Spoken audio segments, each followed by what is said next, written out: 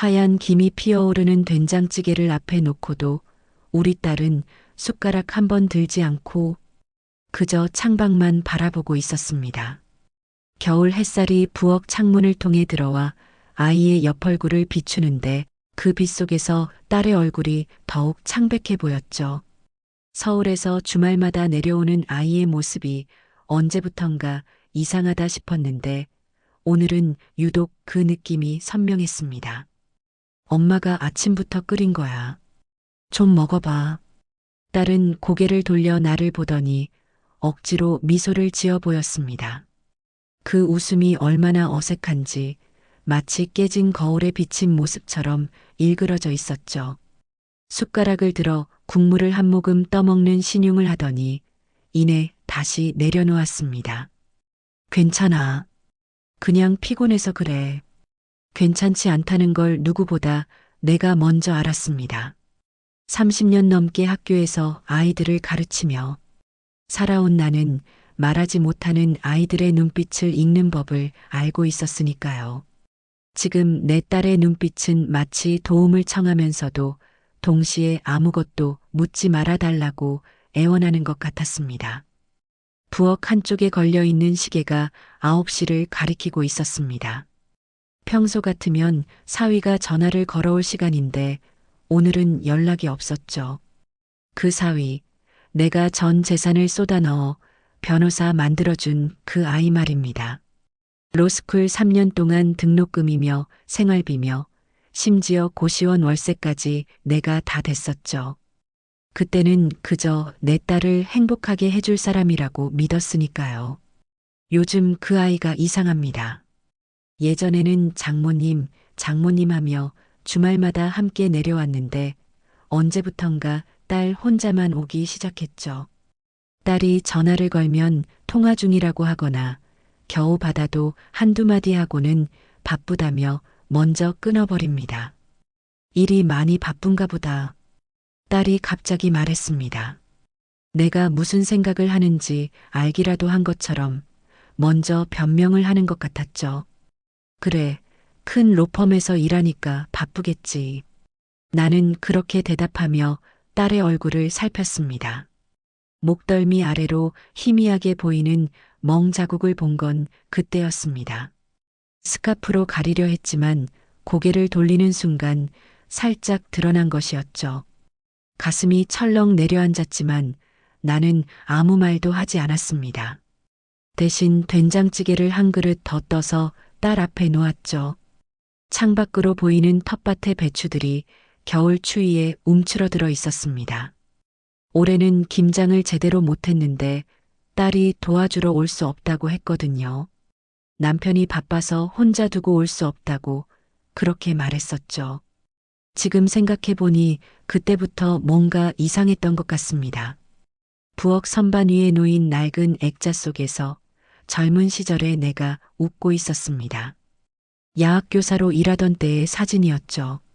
밤마다 공장에서 일하고 온 아이들에게 한글을 가르치고 기초 법률 상식을 알려주던 시절이었습니다.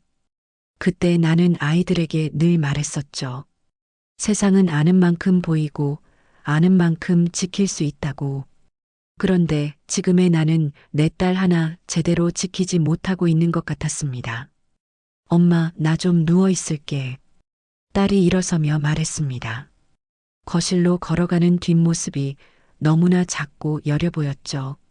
마치 부러질 것 같은 나뭇가지처럼 조금만 건드려도 꺾일 것만 같았습니다. 혼자 남은 부엌에서 나는 딸이 남긴 찌개를 바라보았습니다. 숟가락 자국 하나 없는 그릇이 마치 딸의 마음처럼 차갑게 식어가고 있었죠. 그 순간 거실에서 딸의 휴대전화가 울렸습니다. 한 번, 두 번, 세 번. 하지만 딸은 받지 않았습니다. 네 번째 벨소리가 울리다가 끊겼을 때 나는 알 수 있었습니다. 저 전화의 주인공이 누구인지, 그리고 딸이 왜 받지 않는지를. 싱크대에 기대어 서서 나는 창밖을 보았습니다. 겨울 햇살이 텃밭의 흙을 비추고 있었는데 그 모습이 왠지 쓸쓸해 보였죠. 마치 무언가를 기다리다 지쳐버린 사람처럼 그저 그 자리에 멈춰 서 있는 것 같았습니다. 그런데 문득 내가 왜 이렇게 가만히 있는지 의문이 들었습니다. 딸이 고통받고 있다는 걸 뻔히 알면서도 왜 나는 아무것도 하지 않고 있는 걸까요?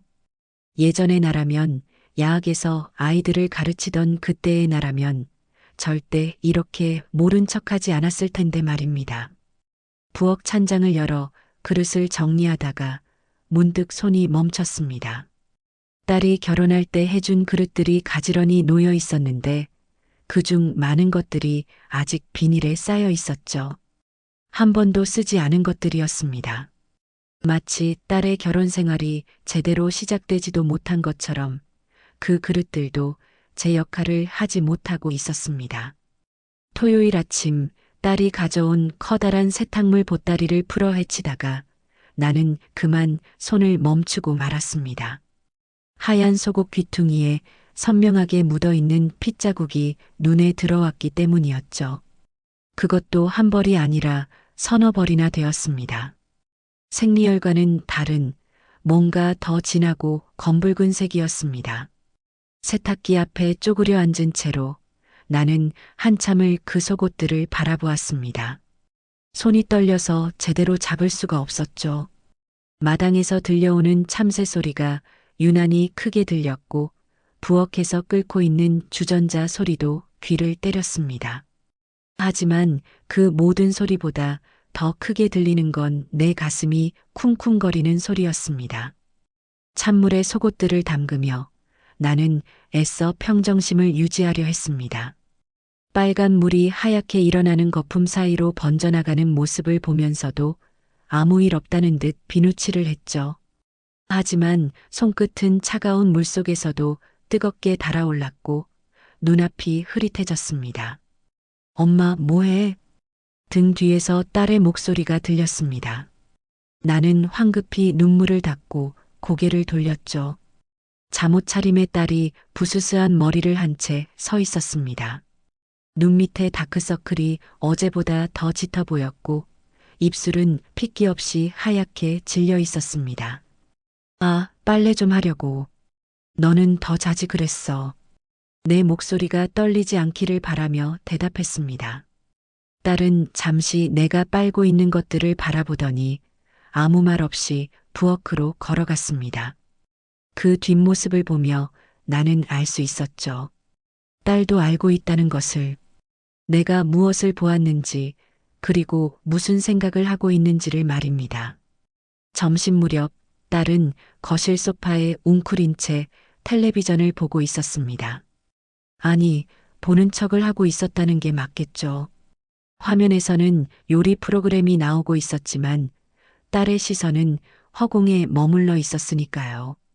무릎을 끌어안은 자세로 앉아 있는 모습이 마치 자신을 보호하려는 것처럼 보였습니다. 나는 따뜻한 차를 두 잔 들고 거실로 갔습니다. 딸 옆에 앉아 찻잔을 건네며 최대한 자연스럽게 물었죠. 요즘 몸이 좀 안 좋니? 딸은 찻잔을 두 손으로 감싸 쥐고는 한참을 말이 없었습니다. 김이 피어오르는 차를 바라보는 눈빛이 어딘가 슬퍼 보였죠. 그러다가 아주 작은 목소리로 대답했습니다. 그냥 스트레스 좀 받아서 그런가 봐. 스트레스?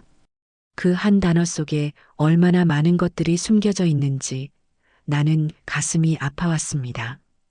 하지만 더 묻지는 않았죠. 대신 딸의 어깨에 살며시 손을 올렸습니다. 딸은 그 손길에 몸을 약간 떨었지만 피하지는 않았습니다. 저녁이 되자 사위에게서 전화가 왔습니다. 딸의 휴대전화가 울렸는데 화면에 뜬 이름을 본 딸의 표정이 굳어졌죠.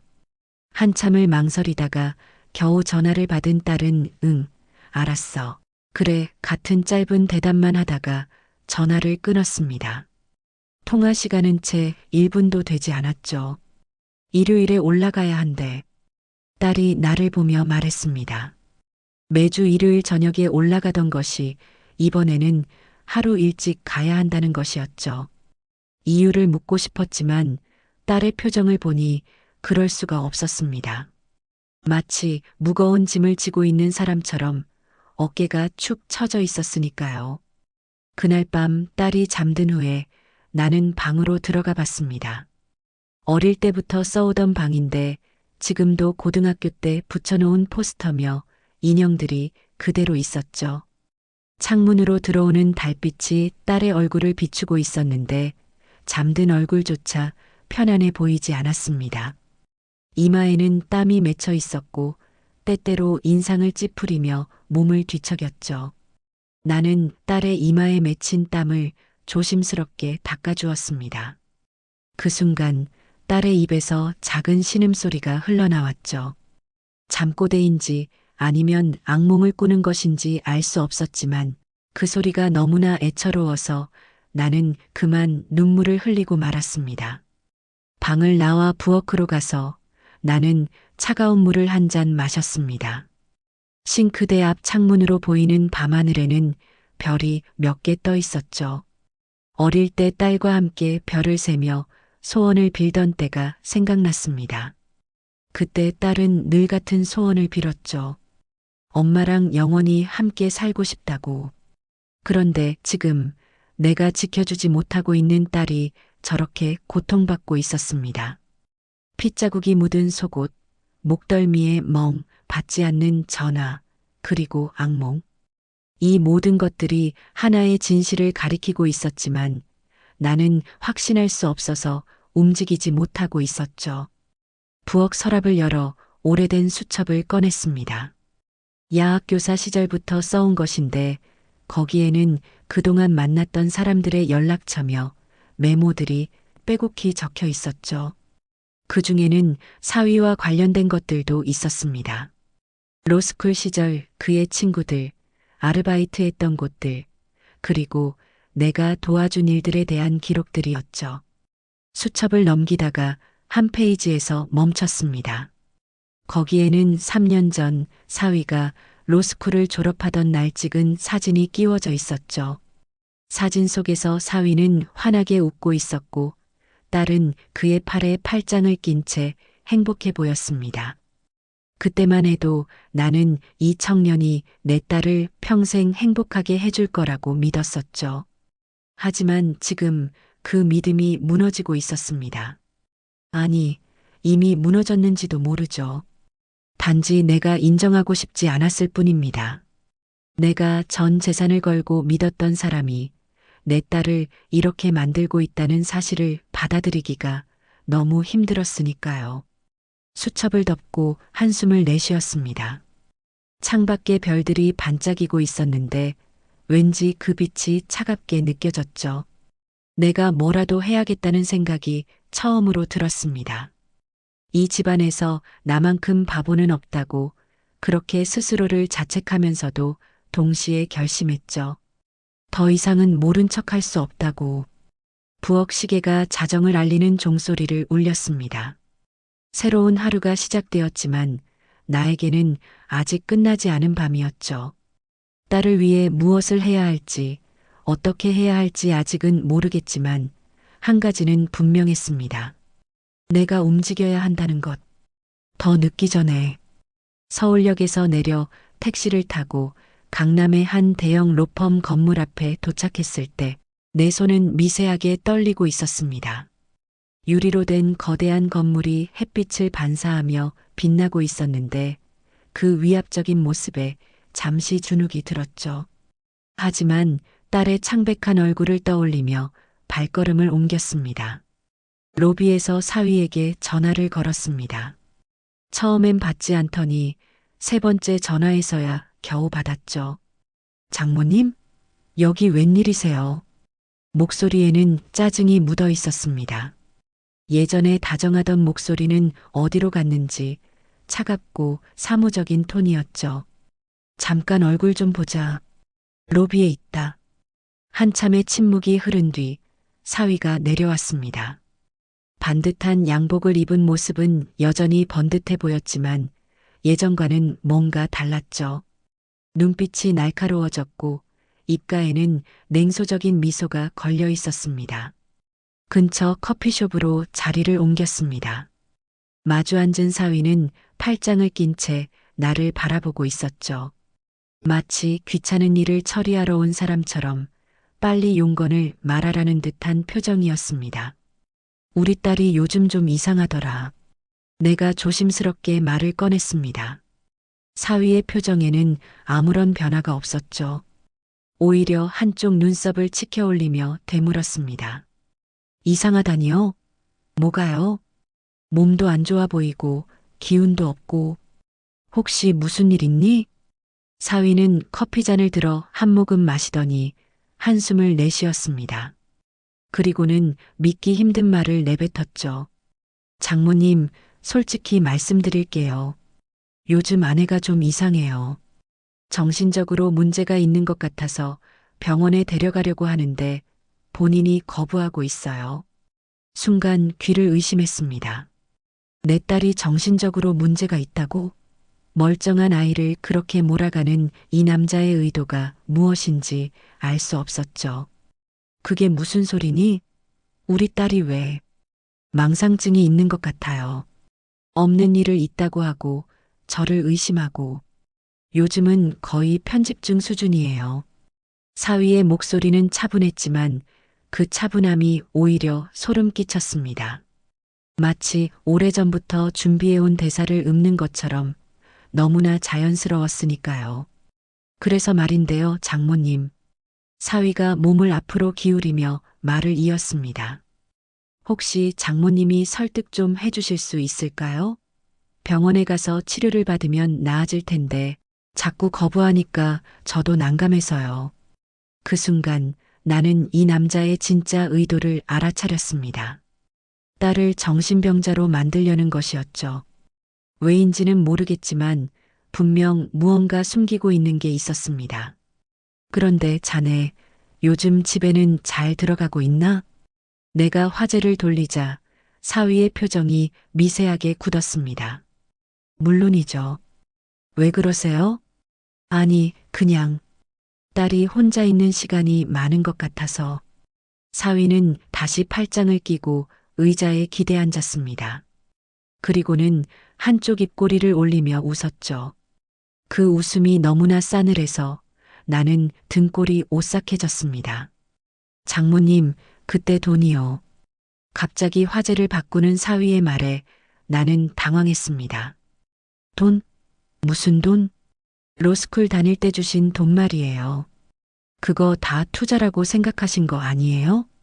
심장이 쿵 하고 내려앉았습니다. 이 남자가 지금 무슨 말을 하는 건지 믿을 수가 없었죠. 그건 투자였잖아요. 저한테 투자하신 거지 공짜로 주신 게 아니잖아요. 계약서라도 있으세요? 커피숍의 공기가 갑자기 차가워진 것 같았습니다. 주변의 소음들이 멀게 들렸고 오직 사위의 목소리만이 날카롭게 귓가를 찔렀죠. 내가 3년 동안 허리띠를 졸라매며 모은 돈, 딸의 행복을 위해 아낌없이 쏟아부은 그 돈을 투자라고 말하는 이 남자를 보며 나는 처음으로 분노를 느꼈습니다. 자네가 지금 무슨 말을 하는지 알고 있나? 내 목소리가 떨렸습니다. 사위는 여전히 비웃는 표정으로 나를 바라보고 있었죠. 저는 사실만 말씀드리는 거예요. 그리고 하나 더 말씀드리자면 요즘 아내의 정신 상태로는 정상적인 결혼 생활이 힘들어요. 이혼도 고려하고 있습니다. 뭐라고? 정신적 무능력을 이유로 이혼이 가능하다는 거 장모님도 아시죠? 저는 변호사니까 그런 건 잘 알아요.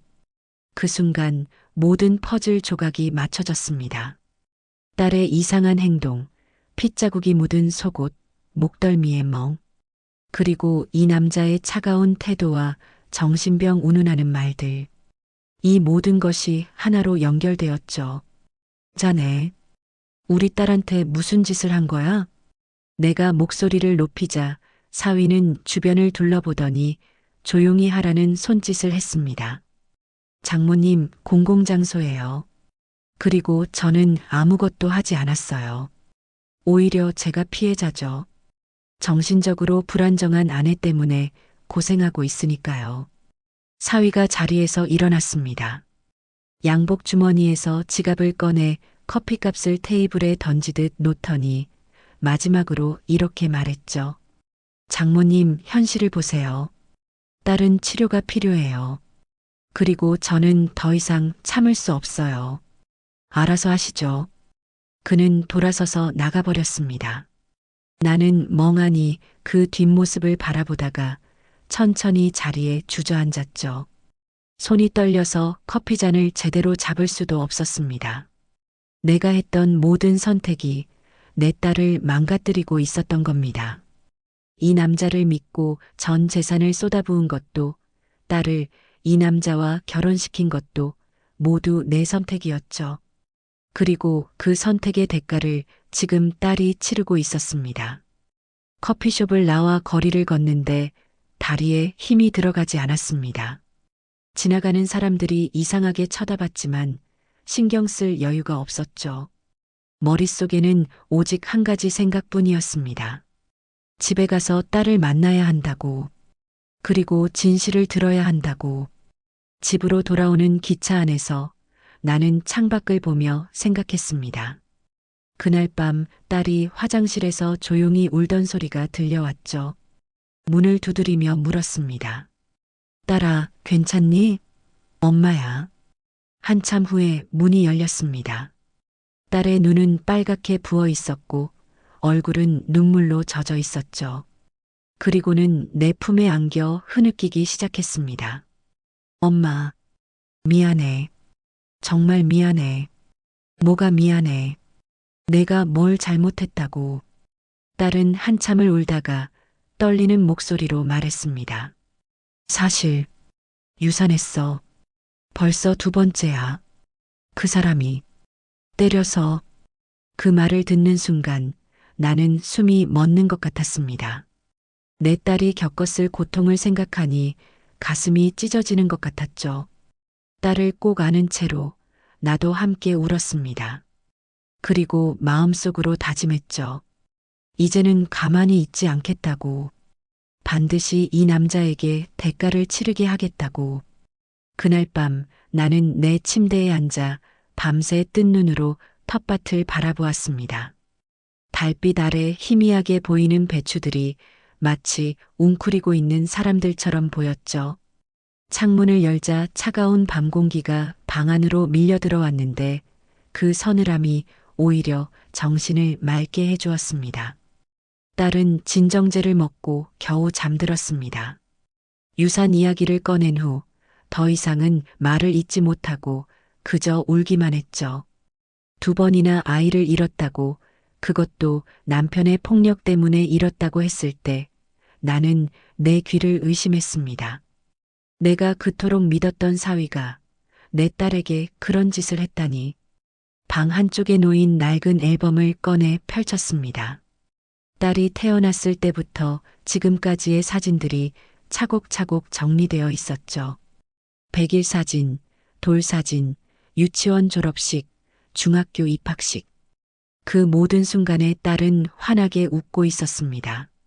내가 지켜주고 싶었던 그 웃음이 지금은 어디에도 없었죠. 이 손으로 누구를 키워낸 걸까요? 야학에서 아이들을 가르치며 늘 말했던 것이 있었습니다. 세상을 바르게 살아가라고, 정의롭게 살아가라고. 그런데 정작 내 딸은 가장 가까운 사람에게 폭력을 당하고 있었고 나는 그것도 모른 채 가해자를 도와주고 있었던 겁니다. 사람 보는 눈도 없이 딸한테 지옥을 안긴 건 아닐까요? 그 생각이 들자 가슴이 무너져 내렸습니다. 텃밭의 흙을 한 줌 한 줌 일구며 살아온 이 손이 결국은 딸의 불행을 만들어낸 손이었다니. 부엌으로 내려가 찬물을 마셨습니다. 싱크대 앞에 서서 거울에 비친 내 얼굴을 보았죠. 60이 넘은 나이에 주름이 깊게 패인 얼굴이었지만 눈빛만은 아직 살아 있었습니다. 그 눈빛이 나에게 말하고 있었죠. 아직 늦지 않았다고, 지금이라도 딸을 지킬 수 있다고. 책장에서 먼지가 쌓인 법전을 꺼냈습니다. 야학에서 기초 법률을 가르칠 때 사용하던 것이었죠. 손때가 묻은 페이지를 넘기다가 형광펜으로 표시해둔 구절에서 멈췄습니다. 진실은 증거 없인 이길 수 없다. 내가 학생들에게 늘 강조하던 말이었습니다. 아무리 억울한 일을 당해도, 아무리 정의가 우리 편이라 해도 증거가 없으면 법정에서는 무력하다고. 그 말을 이제 나 자신에게 해줄 차례였습니다. 새벽녘이 되자 나는 노트를 펼치고 펜을 들었습니다. 지금까지 있었던 일들을 하나하나 정리하기 시작했죠.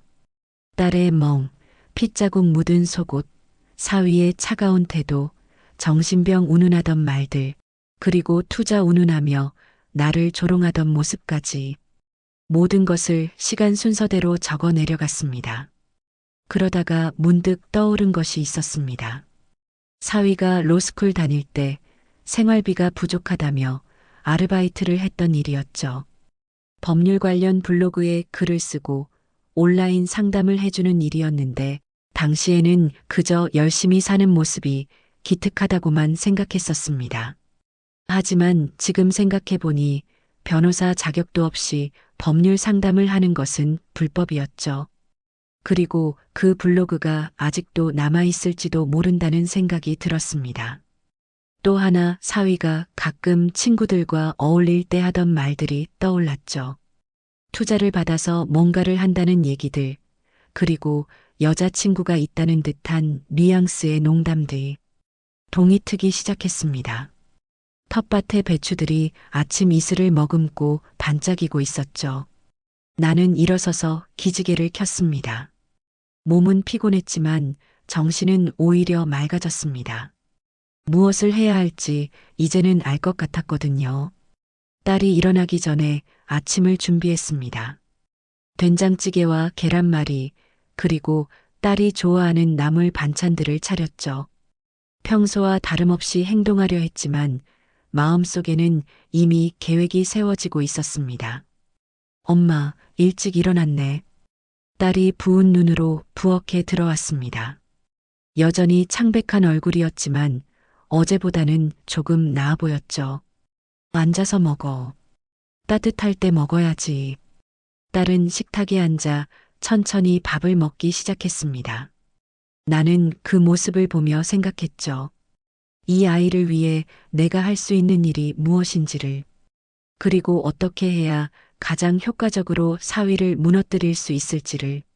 엄마, 딸이 갑자기 나를 불렀습니다. 응?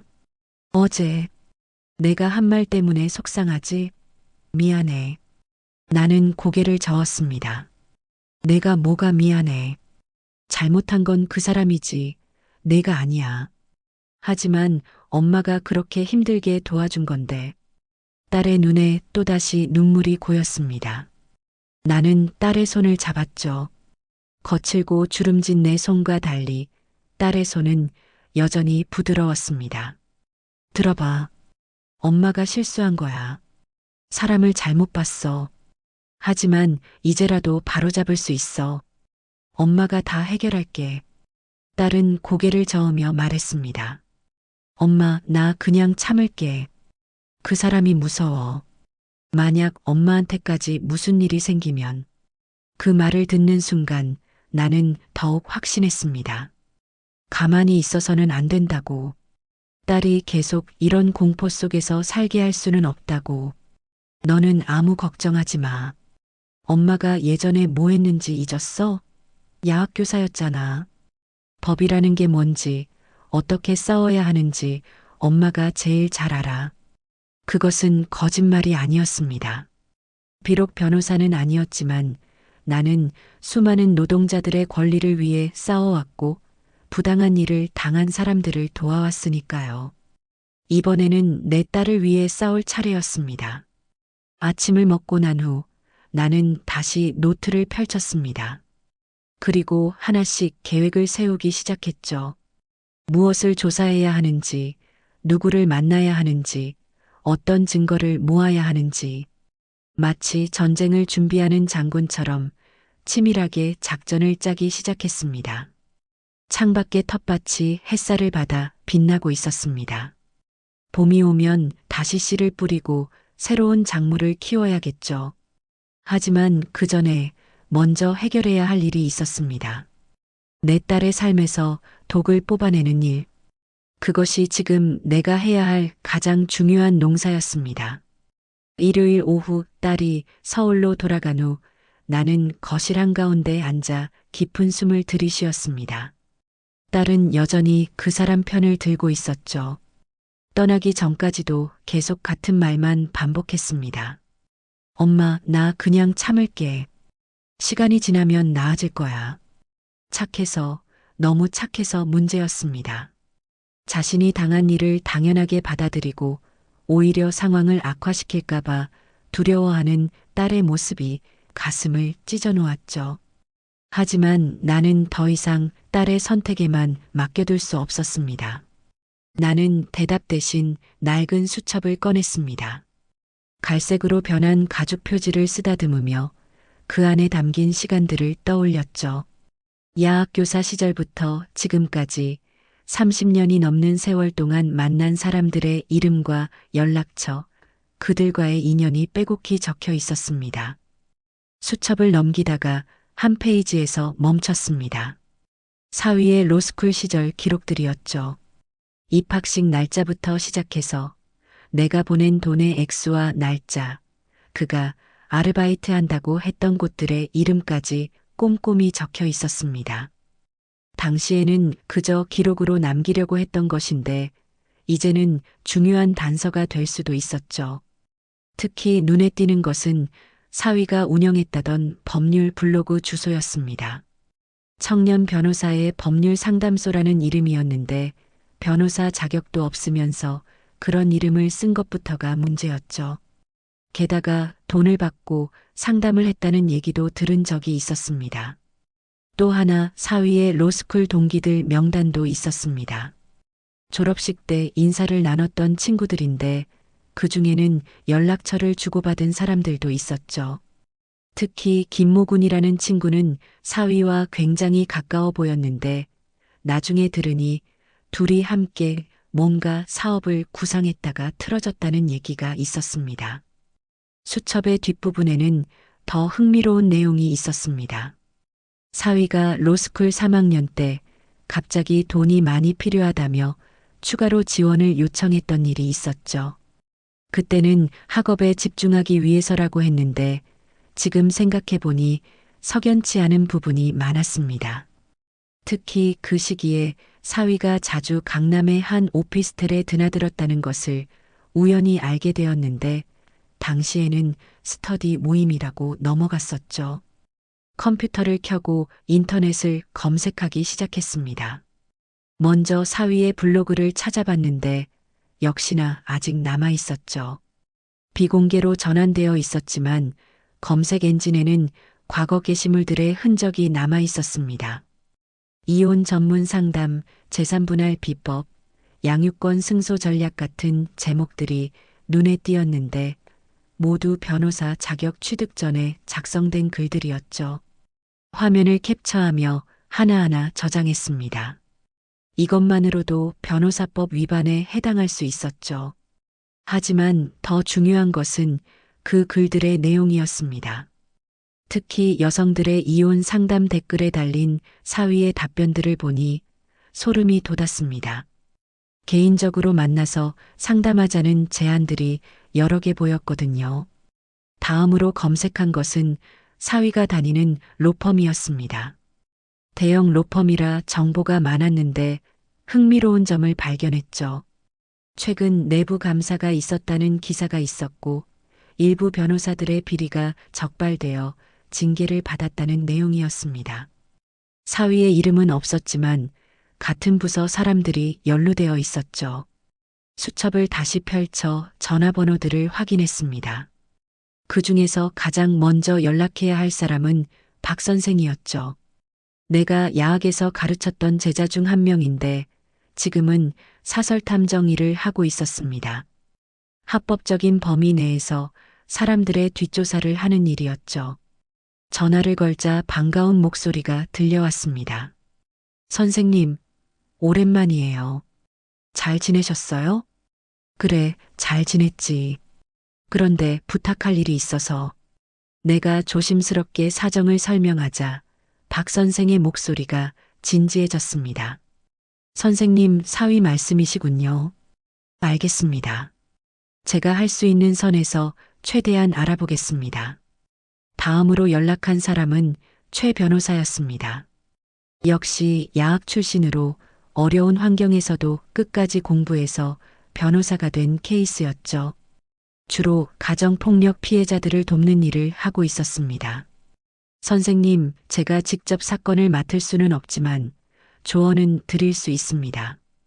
일단 증거 수집이 가장 중요해요. 특히 의료 기록이 있으면 좋고요. 나는 고개를 끄덕이며 메모했습니다.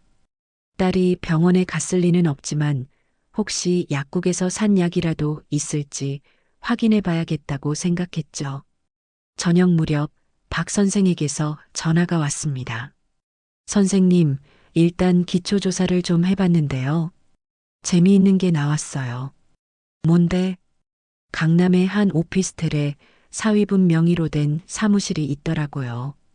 그런데 이상한 게 로펌 변호사가 따로 개인 사무실을 운영하는 건 규정 위반이거든요.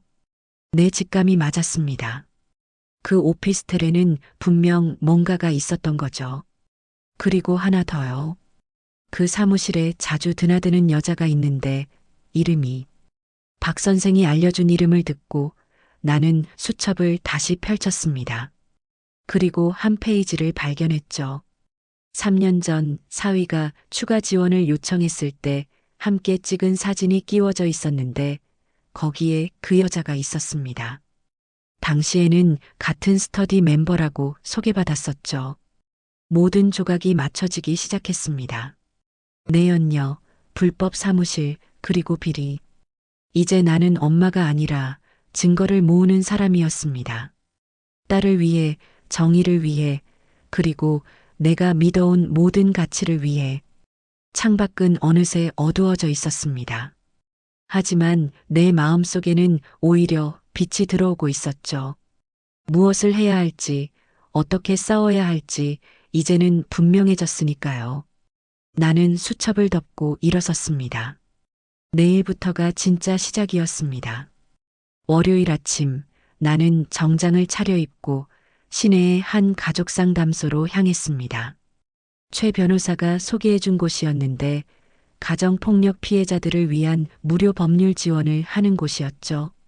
건물은 낡았지만 안으로 들어서니 따뜻한 분위기가 느껴졌습니다. 상담실에서 만난 여성 변호사는 나보다 한참 어려 보였지만 눈빛은 단단했습니다. 내가 준비해온 서류들을 하나씩 꺼내놓자 그녀는 신중하게 검토하기 시작했죠. 어머님이 정말 꼼꼼하게 준비하셨네요. 사위분의 불법 법률 상담 블로그 캡처, 개인 사무실 계약서 사본, 그리고 여성 변호사의 눈이 한 장의 서류에서 멈췄습니다. 박 선생이 어렵게 구해준 것이었는데 사위가 내연녀와 공동 명의로 작성한 오피스텔 계약서였죠. 이건 정말 중요한 증거예요. 특히 계약 날짜를 보니 결혼한 지 1년도 안 됐을 때네요. 나는 고개를 끄덕였습니다.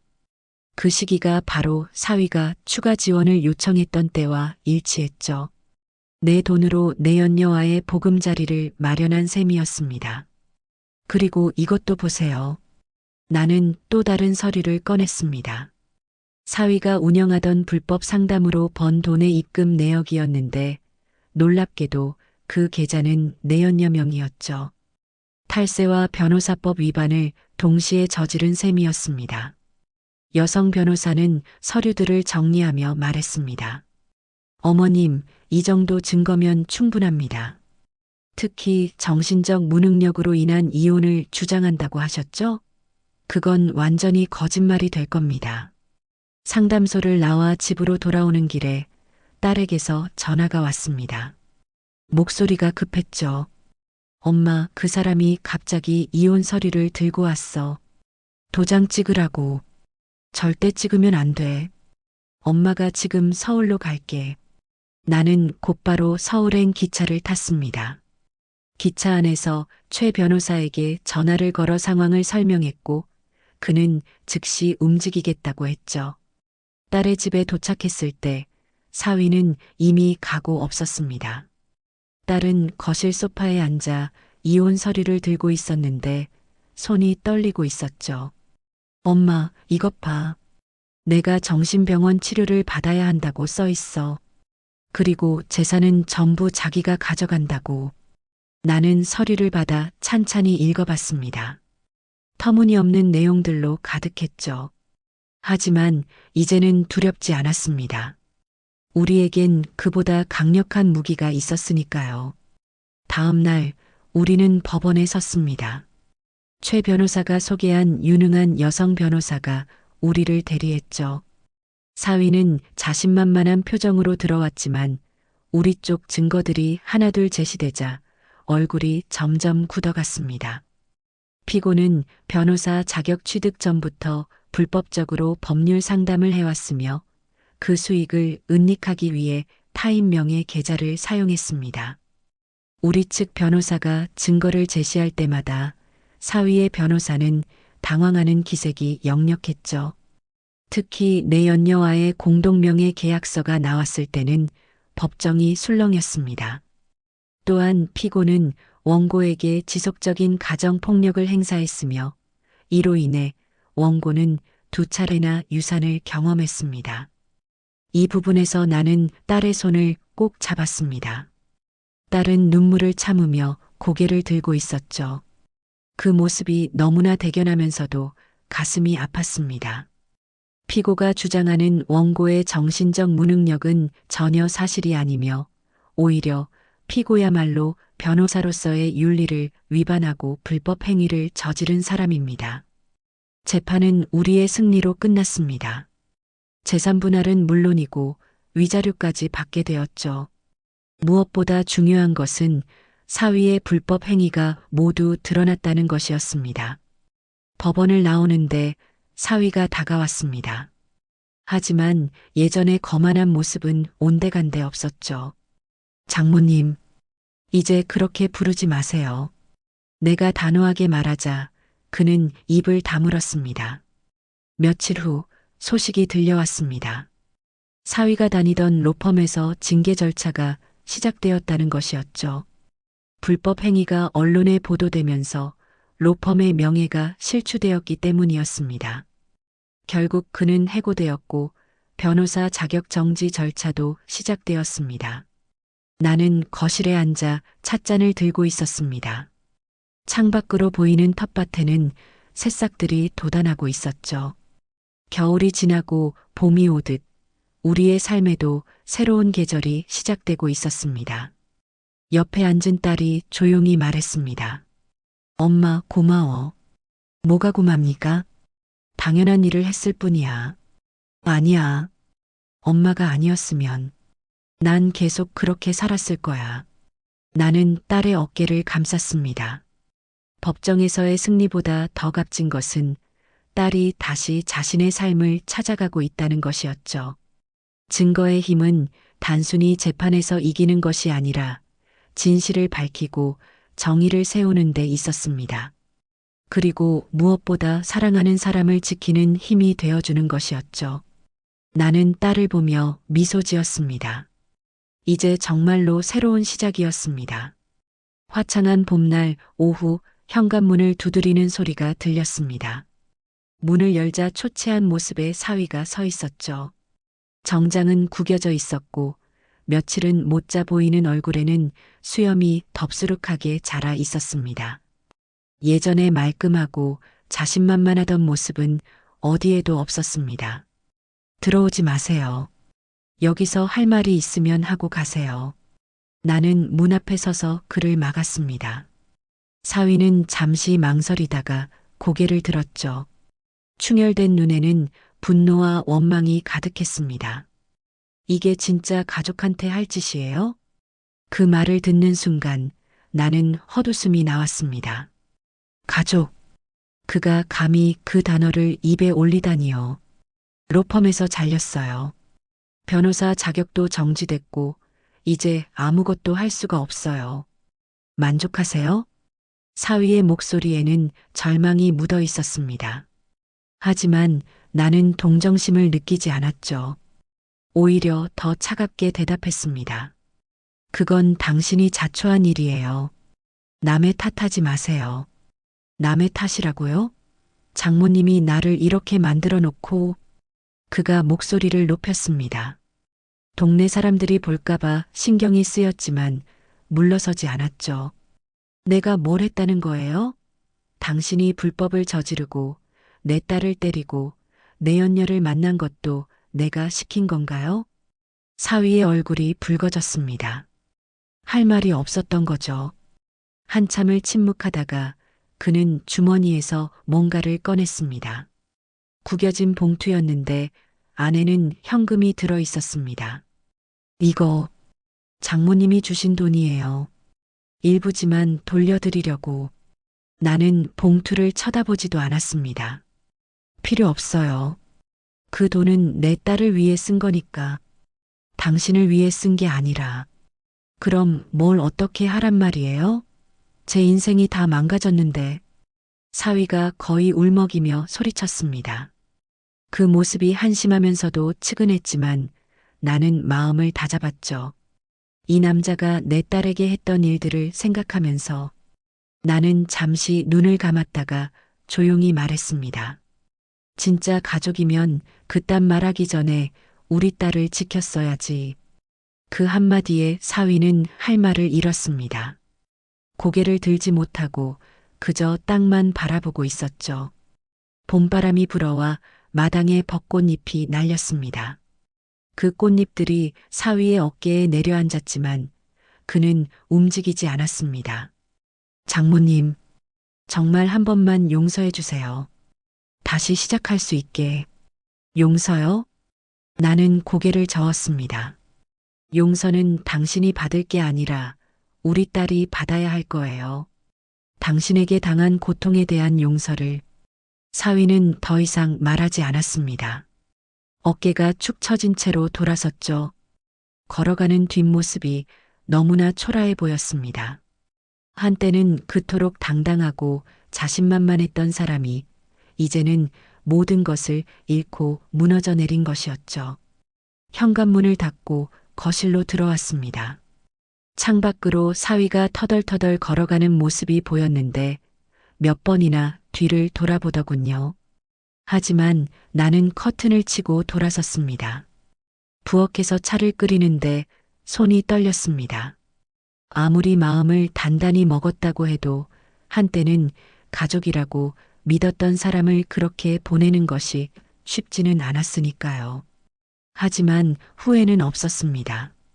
찻잔을 들고 마당으로 나갔습니다. 텃밭에는 새로 심은 상추들이 파릇파릇하게 자라고 있었죠.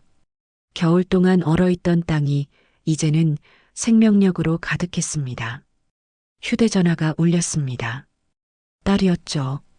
엄마, 그 사람이 갔다 갔어? 응, 갔어. 혹시 무슨 일 없었어? 딸의 목소리에는 여전히 걱정이 묻어 있었습니다.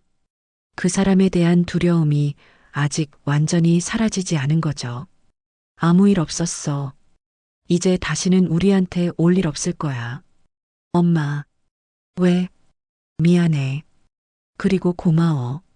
나는 전화기를 꼭 쥐었습니다. 또 그런 소리 하지 마. 너는 아무 잘못 없어. 이제 앞만 보고 가자. 전화를 끊고 하늘을 올려다봤습니다. 구름 한 점 없이 맑은 하늘이었죠. 마치 우리의 미래처럼 이제는 아무것도 가로막는 것이 없었습니다. 저녁 무렵 뉴스에서 변호사 비리에 관한 보도가 나왔습니다. 최근 불법 행위로 자격을 박탈당한 변호사들이 늘고 있다는 내용이었죠. 구체적인 이름은 나오지 않았지만 나는 알 수 있었습니다. 그중 한 명이 사위라는 것을. 나는 텔레비전을 끄고 일어섰습니다. 부엌에서 저녁 준비를 하며 생각했죠. 정의는 때로 늦게 오지만 결국은 온다는 것을. 그리고 진실은 언젠가는 밝혀진다는 것을. 창밖에 노을이 붉게 물들어가고 있었습니다. 하루가 끝나고 있었지만 우리에게는 새로운 날들이 기다리고 있었죠. 사위가 무너진 자리에 이제는 딸의 새로운 삶이 세워질 것이었습니다.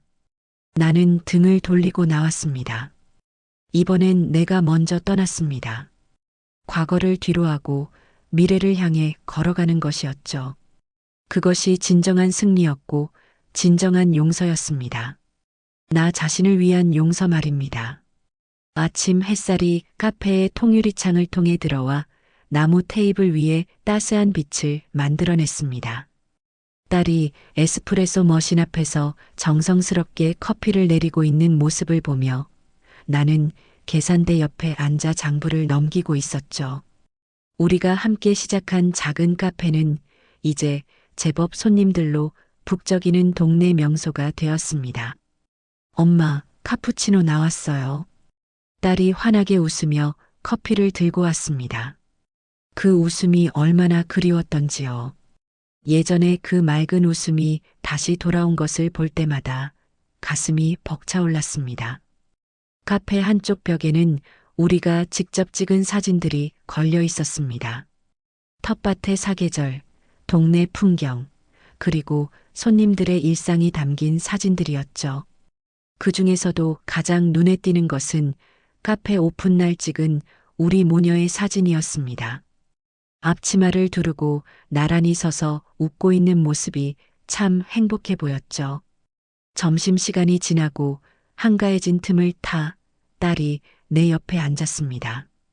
두 사람이 나란히 앉아 창밖을 바라보니 마치 시간이 멈춘 것 같았죠. 거리를 오가는 사람들, 봄바람에 흔들리는 가로수들, 그 모든 것이 평화로워 보였습니다. 엄마, 요즘 상담 잘하고 있어? 내가 물었습니다. 딸은 일주일에 한 번씩 심리 상담을 받고 있었는데 처음엔 거부감을 보였지만 이제는 스스로 찾아가고 있었죠. 응, 선생님이 많이 나아졌대. 이제는 악몽도 거의 안 꿔. 딸의 목소리에는 안도감이 묻어 있었습니다. 그 끔찍했던 시간들이 조금씩 치유되고 있다는 증거였죠. 그리고 엄마, 나 요리 학원도 다녀보려고. 카페 메뉴도 늘리고 싶고. 딸이 조심스럽게 말했습니다. 뭔가 새로운 것을 시작하려는 의욕이 보여서 기뻤죠. 좋은 생각이야. 뭐든 하고 싶은 거 해. 오후가 되자 단골 손님들이 하나둘 들어왔습니다. 동네 할머니들은 여전히 딸을 걱정스러운 눈빛으로 바라봤지만 이제는 대놓고 물어보는 사람은 없었죠. 대신 따뜻한 말 한마디, 다정한 미소로 응원을 보내주었습니다. 저녁 무렵 카페 문을 닫고 집으로 돌아왔습니다. 딸이 저녁을 준비하는 동안 나는 텃밭에 물을 주었죠. 상추며 깻잎이며 토마토까지 모든 작물이 건강하게 자라고 있었습니다. 엄마, 밥 먹어. 딸의 부름에 집으로 들어갔습니다. 식탁에는 된장찌개와 제육볶음, 그리고 갖가지 나물 반찬이 차려져 있었죠. 딸의 요리 솜씨가 부쩍 늘었습니다. 식사를 하던 중 딸이 갑자기 숟가락을 내려놓고 나를 바라봤습니다. 엄마, 미안해. 또 왜 미안하다는 거야? 그냥 엄마가 나 때문에 고생 많이 했잖아. 나는 고개를 저었습니다. 넌 미안할 게 없단다. 미안해야 할 사람은 벌 받았어. 그래도 딸의 눈에 눈물이 고였습니다. 나는 딸의 손을 잡았죠. 들어봐. 엄마는 후회 안 해. 오히려 감사해. 내가 다시 웃을 수 있게 됐잖아. 그거면 충분해. 딸은 고개를 끄덕이며 눈물을 닦았습니다. 그리고는 다시 밥을 먹기 시작했죠. 예전처럼 맛있게 건강하게 먹는 모습이 보기 좋았습니다. 식사 후 우리는 거실에 앉아 차를 마셨습니다. 텔레비전에서는 뉴스가 나오고 있었는데 최근 가정폭력 처벌이 강화되었다는 내용이었죠. 딸과 나는 서로를 바라보며 미소 지었습니다. 우리가 겪은 일이 헛되지 않았다는 생각이 들었거든요. 엄마, 나 일기 쓰기 시작했어. 딸이 갑자기 말했습니다. 일기? 응. 상담 선생님이 권하셨어. 하루하루를 기록하다 보면 치유에 도움이 된대. 나는 고개를 끄덕였습니다. 기록의 중요성을 누구보다 잘 알고 있었으니까요. 내 낡은 수첩이 그랬듯 딸의 일기도 언젠가는 소중한 증거가 될 것이었습니다. 삶의 증거 말이죠. 밤이 깊어가는데도 잠이 오지 않아 마당으로 나갔습니다. 하늘에는 별이 가득했고 봄밤의 공기는 상쾌했죠. 텃밭 한쪽에 심어둔 라벤더에서 은은한 향기가 났습니다. 엄마 앉아? 딸이 담요를 들고 나왔습니다. 내 어깨에 담요를 둘러주고는 옆에 앉았죠. 별이 참 많다. 그러게. 서울에서는 안 보이던 것들이야. 우리는 한참을 별을 바라봤습니다. 그러다가 딸이 조용히 말했죠. 엄마, 나 행복해. 그 한마디에 나는 가슴이 뭉클해졌습니다. 행복. 그토록 바라던 것이 이렇게 단순한 것이었다니. 엄마도 행복해. 햇살이 들어오는 창가, 나는 오늘도 조용히 장부를 넘깁니다. 카페는 여전히 손님들로 북적이고 딸은 여전히 커피를 내리고 있죠. 평범한 일상이지만 우리에게는 기적 같은 하루하루입니다. 내 복수는 증오가 아니라 사랑이었습니다. 그리고 증거였습니다. 딸을 지키기 위한 사랑과 진실을 밝히기 위한 증거. 그것이 우리를 여기까지 이끌어왔고 앞으로도 그럴 것입니다. 창밖으로 봄비가 내리기 시작했습니다. 텃밭의 작물들이 단비를 맞으며 더욱 싱그럽게 자랄 것이고 우리의 삶도 그럴 것입니다. 한 방울 한 방울의 빗물이 모여 생명을 키우듯 우리의 하루하루가 모여 새로운 인생을 만들어갈 것입니다. 정의는 증거로 완성된다고 나는 여전히 믿습니다. 그리고 그 증거는 단순히 서류나 기록이 아니라 우리가 살아가는 모습 그 자체라는 것도 이제는 압니다. 딸과 함께 웃고 함께 일하고 함께 살아가는 이 모든 순간이 우리가 승리했다는 가장 확실한 증거니까요.